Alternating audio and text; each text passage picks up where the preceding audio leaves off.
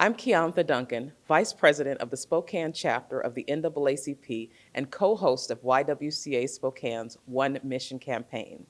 In her 39 years of service to Spokane County, Bonnie Bush has worked tirelessly to improve the lives of marginalized youth. As the Juvenile Court Administrator, Bonnie brought innovative, proactive, inclusive, and positive change to the juvenile justice system.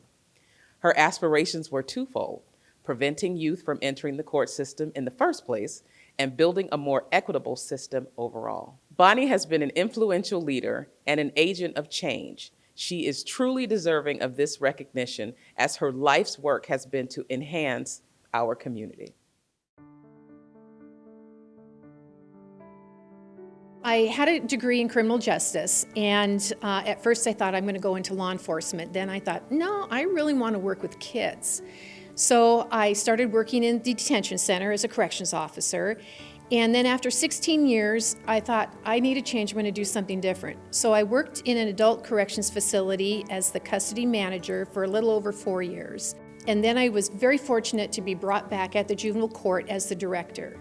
I'm really glad I took a break from the juvenile court for a little over 9 years, because it gave me experiences that I never would have had I not left.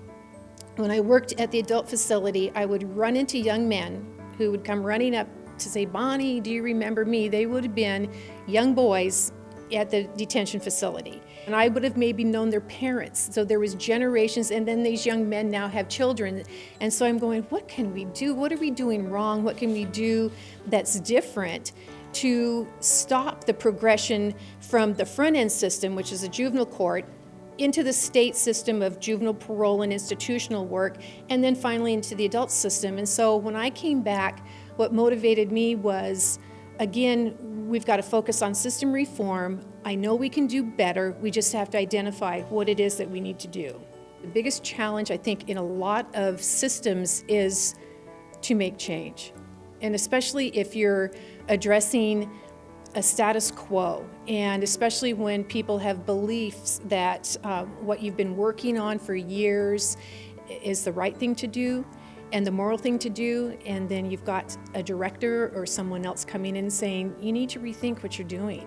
You know, this is something that we think is going to be better for kids and their families within the community. Part of our standard mission statement is the safety, security of the community, holding kids accountable and rehabilitating them. We also incorporated, the part about making sure that we've provided a system that's free of bias based on gender, race, ethnicity, and other marginalized communities. That was something that had not existed in the past in our mission statement that was extremely important.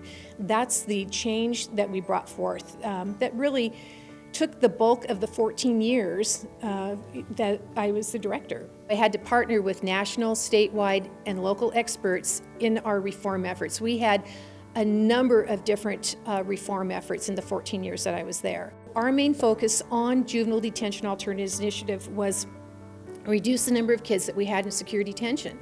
We also then worked on school to prison pipeline. We wanted to do something different with the truancy, programs that we had, and we impacted the whole system statewide. With each of these separate reform efforts, it didn't stop after we got it started. It's a continual effort. It's not one and done. It's not like you do a training and you're successful all of a sudden.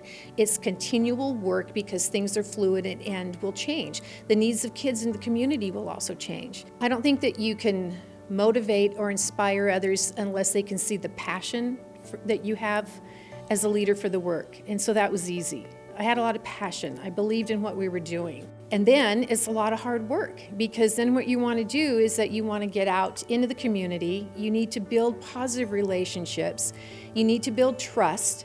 And then you need to be out there and listening to their feedback. And they need to see that you're bringing back change, from their feedback into your system. It's not always the leader, the director, the administrator that's out there making change. It can be line level, it can be anybody. You might be that one person that makes a difference in the lives of a kid.